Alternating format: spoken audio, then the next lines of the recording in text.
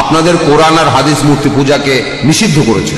তবে আপনি অন্য ধর্মগুলো দেখেন, খ্রিস্টান ধর্ম অথবা ধরেন বৌদ্ধ ধর্ম, চাইনিজ ধর্ম, জৈন ধর্ম, অন্য সব ধর্মেই দেখবেন মূর্তি পূজা আছে। আপনারা মুসলিমরা পৃথিবীর সংখ্যার মাত্র 15 থেকে 20% হবেন সব মিলিয়ে, এটা শতকরা হিসাবে। তাহলে অন্যরা কি ভুল করছে? খ্রিস্টান ধর্মটা দেখেন, 1 মিনিট, যে কোনো অ্যাংলিকান চার্চ অথবা Russian orthodox, Greek orthodox, Catholic বা প্রোটেস্ট্যান্ট, চীনে দেখেন অনেক বড় মূর্তি ঈশ্বরের। তাহলে এরা সবাই ভুল? খুবই সুন্দর প্রশ্ন করলেন। তিনি বললেন পৃথিবীতে মুসলিম আনুমানিক 15 থেকে 20%, কেউ বলে 25%, সে যাই হোক, আপনি বললেন 15 থেকে 20%, আচ্ছা মেনে নিলাম। আপনি বললেন যে খ্রিস্টানরা তারা মূর্তি পূজা করে, আমিও একমত। আপনি বললেন যে বৌদ্ধরা বিশাল মূর্তি বানায়, তারা কি সবাই ভুল? ভাই, ইসলামের সংখ্যাগুরু হলে জেতা যায় না। ইসলামে সত্য সবার উপরে। বেশিরভাগ মানুষ এই কয়েকশো বছর আগেও মনে করত পৃথিবীর সমতল, বেশিরভাগ। এটা কি জানেন? কয়েকশো বছর আগেও বেশিরভাগ মানুষ মনে করত পৃথিবীর সমতল। পৃথিবী কি সমতল ভাই মহেশ? না না। তাহলে বেশিরভাগ মানুষেরা ভুল হতে পারে। ইসলাম ধর্মে আল্লাহ পবিত্র কোরআনে বলেছেন, সূরা ইসরার 81 নম্বর আয়াতে উল্লেখ করা হয়েছে, ওয়াকুল জাল হক ওয়া জাকাল বাতিল ইন্নাল বাতিলা কানা জাউকা।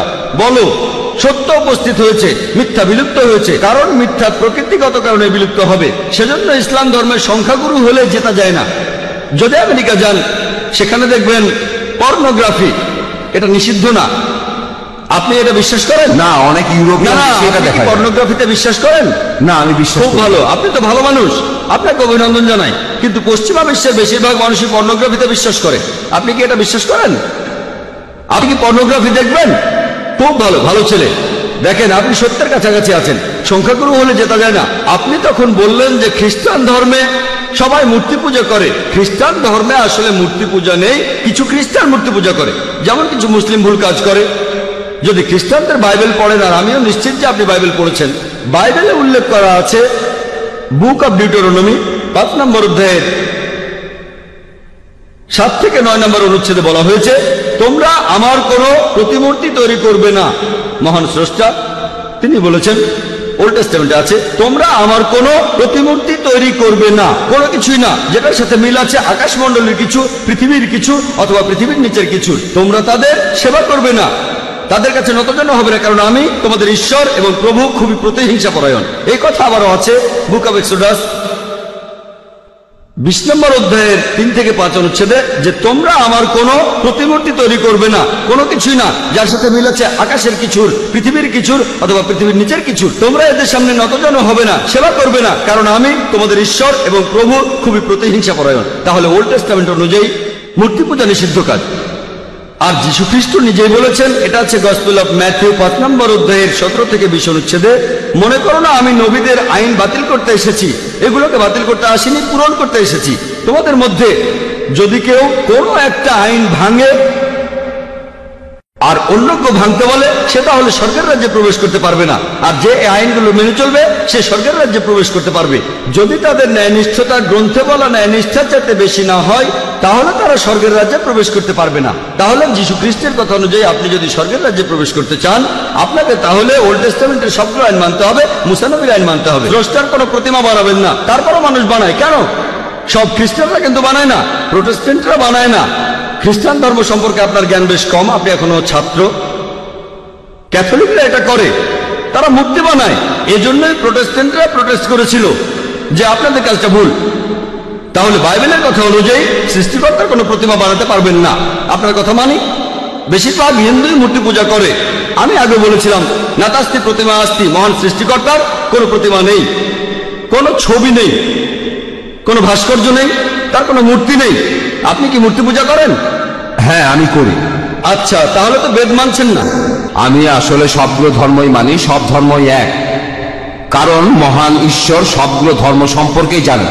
ভাই, আপনি যদি সবগুলো ধর্মই বিশ্বাস করেন, তার মানে আপনি অন্য ধর্ম পালন করছেন কিনা জানি না, তবে হিন্দু ধর্ম পালন করছেন না। আপনি হিন্দু ধর্ম পালন করছেন না। আমি আপনাকে বলি, ঈশ্বর তো ঘুমাচ্ছেন না, তিনি সবই জানেন। তিনি তো সবকিছু সৃষ্টি করেছেন, সবকিছু। তাই তিনি সবগুলো ধর্ম সম্পর্কেই জানেন, যেমন ইসলাম। ভাই, আপনি একবারে একটা প্রশ্ন করেন, লম্বা লাইন দেখা যাচ্ছে, এই প্রশ্নটার উত্তর দিচ্ছি।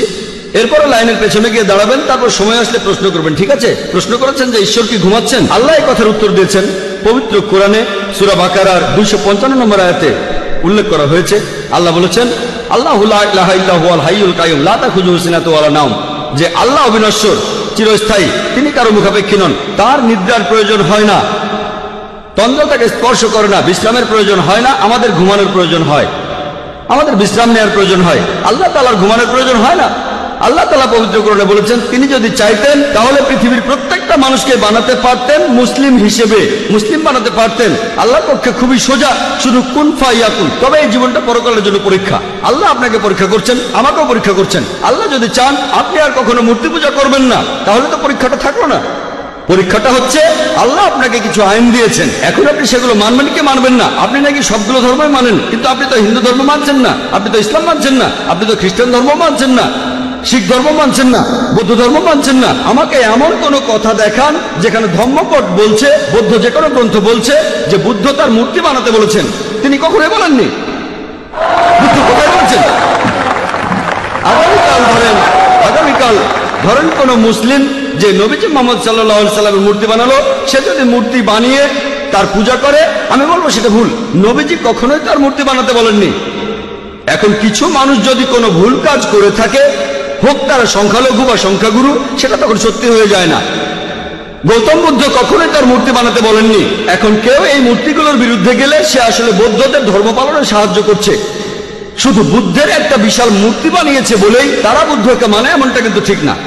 সেজন্য আমি বলেছি, যদি কোনো ধর্মকে বুঝতে চান, অনুসারীদের দেখবেন না, ভাই মহেশ আমাকে দেখবেন না, ধর্মগ্রন্থগুলোকে দেখেন, পবিত্র কোরআন দেখেন, পবিত্র কোরআন পড়েন, আপনাদের বেদ পড়েন, যেগুলো কমন সেগুলো মেনে চলেন, আর যেগুলো কমন না সেগুলো পরে দেখবেন। আপনি নাকি সব ধর্মই পালন করেন, আপনি তো হিন্দু ধর্ম মানছেন না, খ্রিস্টান ধর্ম মানছেন না, ইসলাম ধর্ম মানছেন না, সবগুলো তো পরের কথা। আমি বলছি অন্তত পক্ষে কমন জিনিসগুলো আপনি মেনে চলেন, যেগুলো কমন না সেটা নিয়ে পরে কথা বলবো। আপনি তো কমন জিনিসগুলো মেনে চলছেন না, সবগুলো মানা তো পরের কথা। যেদিন আপনি মূর্তি পূজা বন্ধ করবেন, সেদিন আমি কথা বলতে পারবো যে আপনি সবগুলো ধর্মের সবচেয়ে প্রধান কথাটা মানছেন। যেদিন আপনি মুহাম্মদ সাল্লাল্লাহু আলাইহি সাল্লামকে সর্বশেষ চূড়ান্ত নবী হিসেবে মানবেন, সেদিন বলতে পারবো আপনি বেশিরভাগ প্রধান ধর্মের সবচেয়ে প্রধান দুটো কথা মানছেন। আশা করি উত্তরটা পেয়েছেন।